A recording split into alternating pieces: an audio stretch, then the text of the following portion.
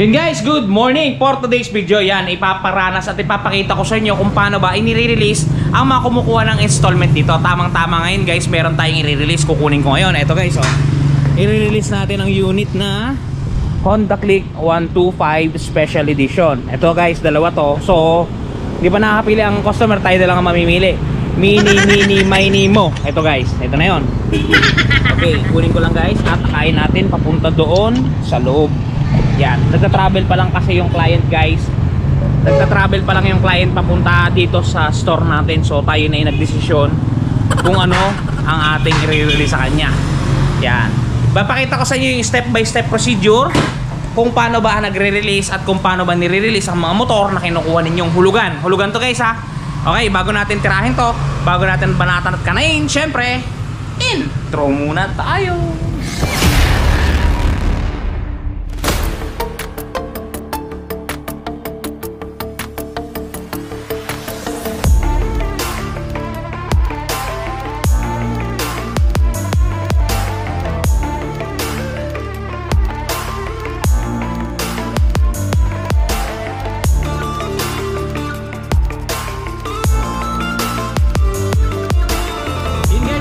Simulan yung activation, syempre ang pinakauna natin gagawin is kukunin natin ang kanyang stencil. Yan, ito guys, yung unit.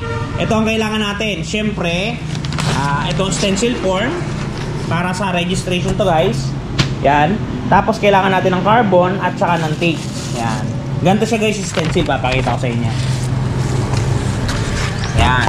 Para makuha natin yung kanyang chassis number. Ito guys.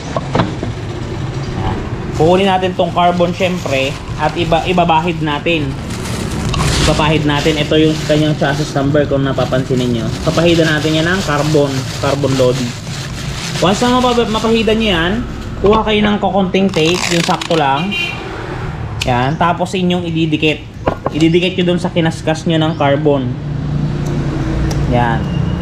Mahirap guys, 100 lang tayo kasi nagbibidyo yung isang kamay natin. Pero kaya ko yan basta para sa inyo.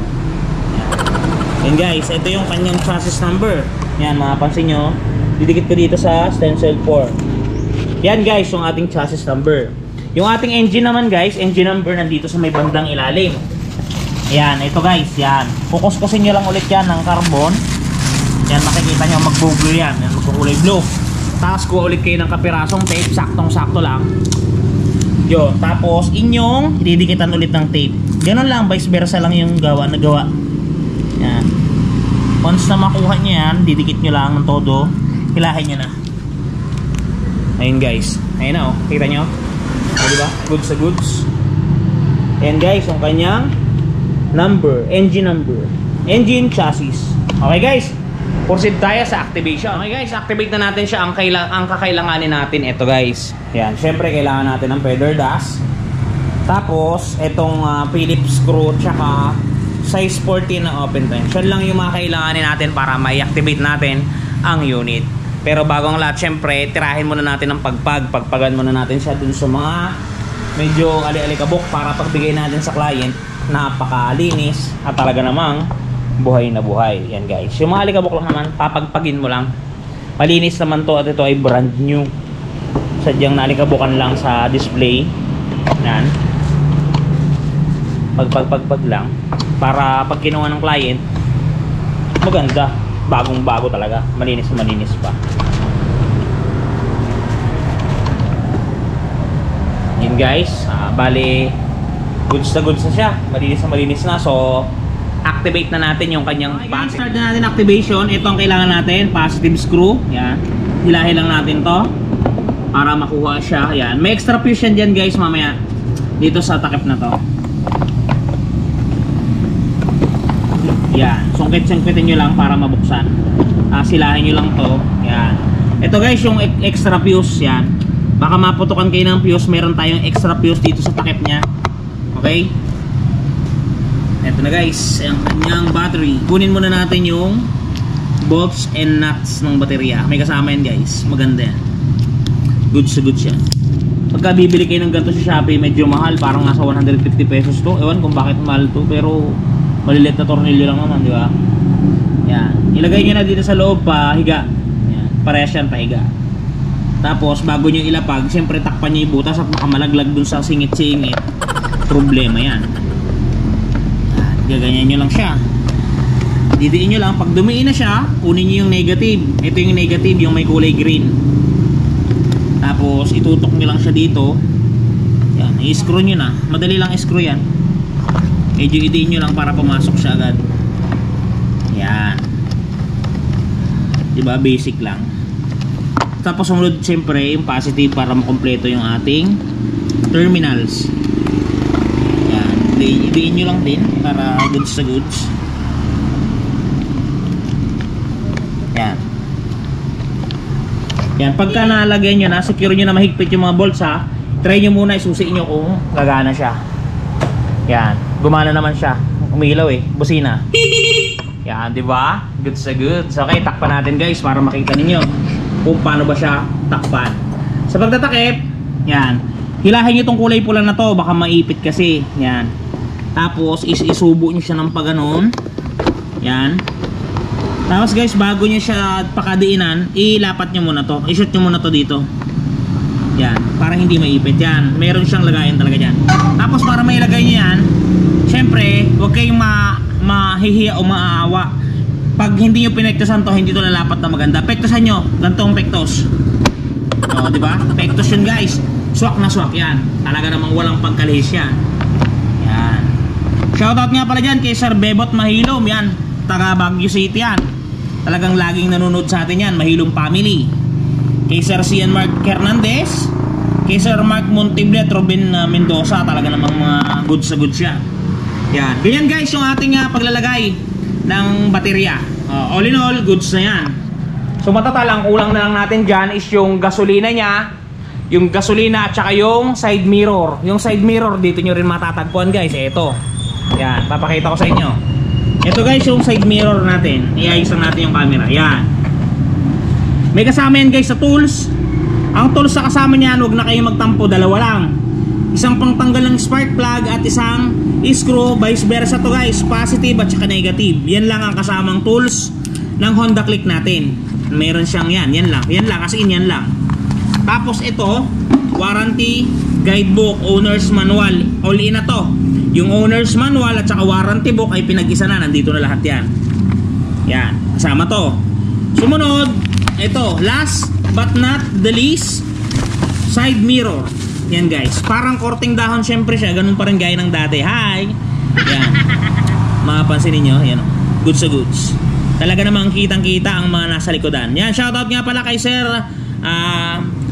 Floyd Galaos at saka kay Sir Balyaran. Yan, shoutout po sa inyo lahat. Yan guys yung ating side mirror. 2 piraso. So, ngayon guys ay nag-iisa pa tayo dito sa branch. Gawa ng lunch break ngayon. Inagahan lang natin guys yung balik. Gawa na magbibidyo nga tayo. Napakainit dito. Yan, kung mapapansin niyo, wala pa si cashier at saka wala pa si MA. Bali, all by myself lang tayo dito. Yan. Wala pa tayong mautusan magbili ng gasolina sapagkat sila ay kumakain pa ng tanghalian. Pero maya-maya idudugtong natin yan. Ngayon, ikabit muna natin yung side mirrors. Yan.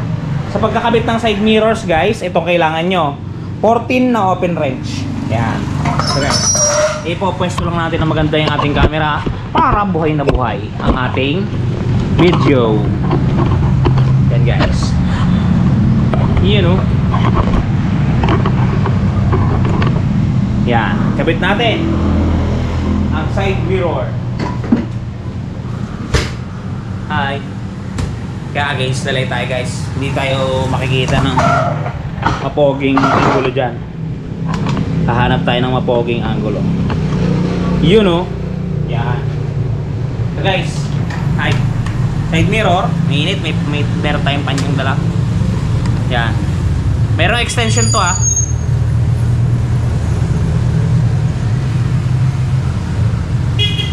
Yan. Para dun sa mga kukuha ng Honda Click. Yan. Si Sir Cian Mark Hernandez nga pala. Yan. Hi Sir Cian Mark Hernandez. Kumuha ka na ng motor para meron kang pang service. At dyan kay Sir Lennon Ignacio. Yan. Mga saulado kong mga subscriber natin yan. Natatandaan ko sila. Talagang araw-araw yung mga yan nanonood. Maraming salamat sa inyo guys. Nood pa kayo. Huwag kayong mag-skip ads. Di ba? Yan. Dali na natin yung kanyang right. Left naman tayo.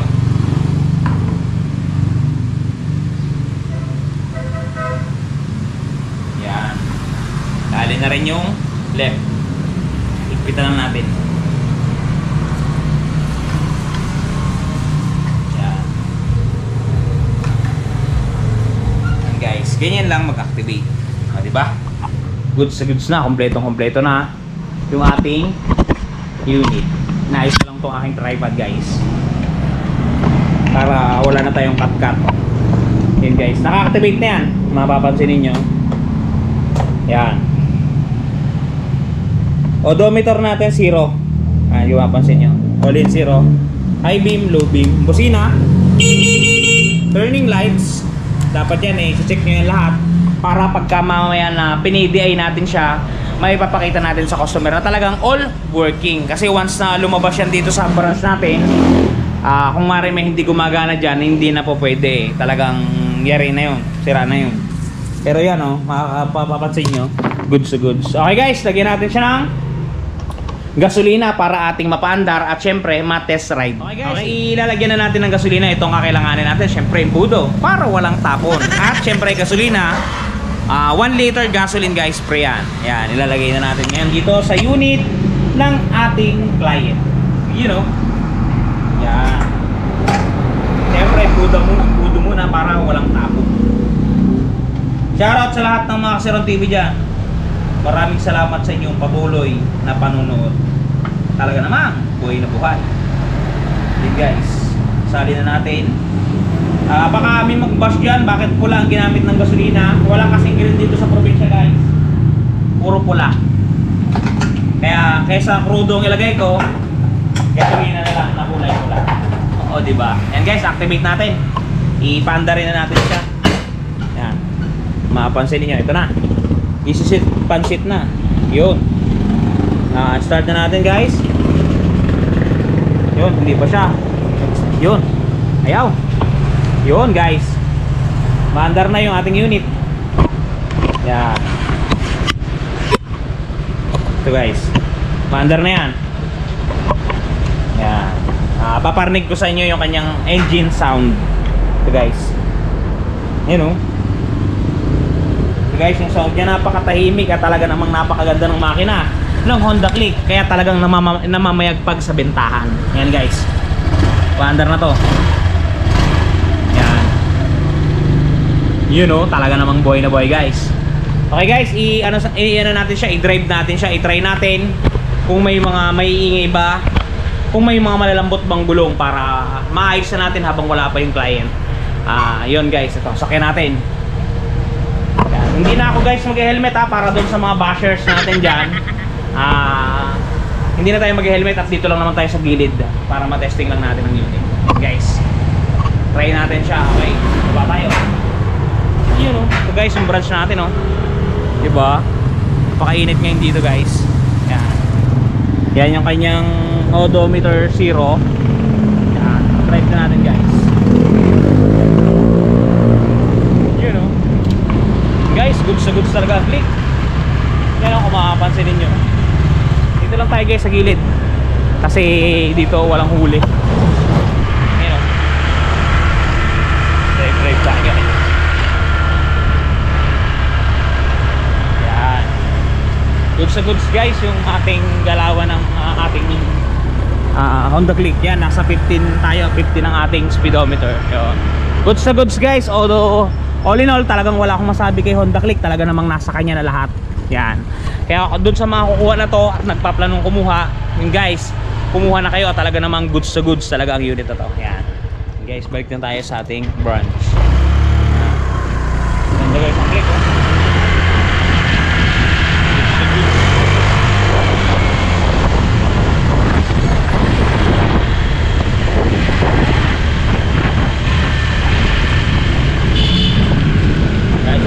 Branch. Yan.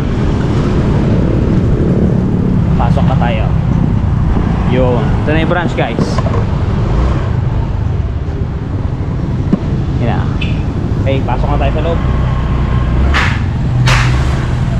Yo! Diba guys? Napaka-goods ng unit. At talaga namang quality. Doon nga pala sa kukuha ng unit na to guys.